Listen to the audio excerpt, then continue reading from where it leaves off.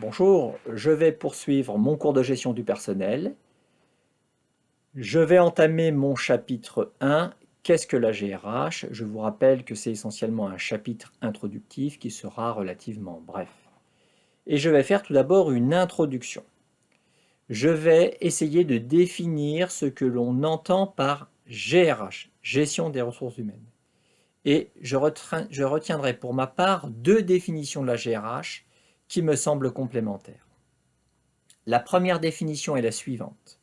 La GRH est l'ensemble des activités qui permettent à une organisation de disposer des ressources humaines correspondant à ses besoins en quantité et en qualité.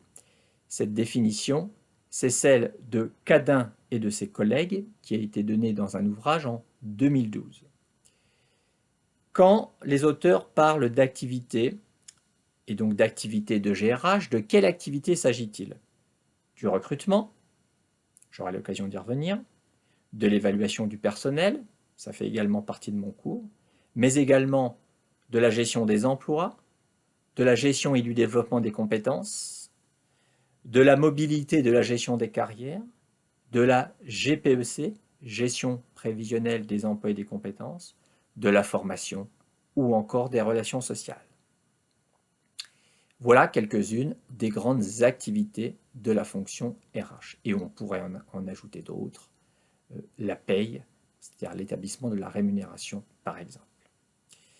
La seconde définition est la suivante. C'est une définition très courte, très synthétique.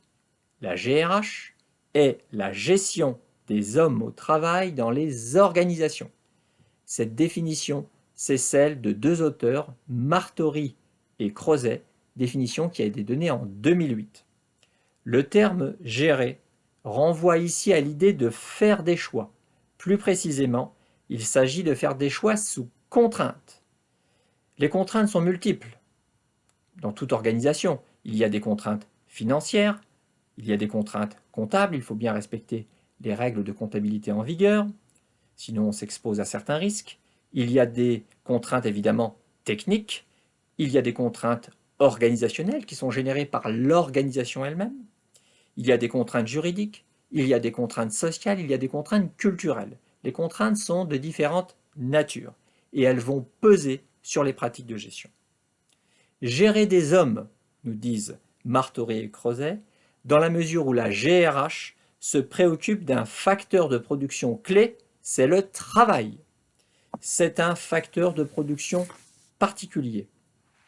Alors, la particularité du facteur de production travail est qu'il réagit par rapport aux décisions qui sont prises, contrairement au facteur capital qui, lui, ne réagit pas par rapport aux décisions qui sont prises. Le travail, c'est ici essentiellement le travail vivant, au sens où l'entend Karl Marx. Ce n'est pas le travail mort. Le travail vivant s'oppose chez Marx au travail mort. Le travail mort, c'est par exemple les machines chez Marx, le capital.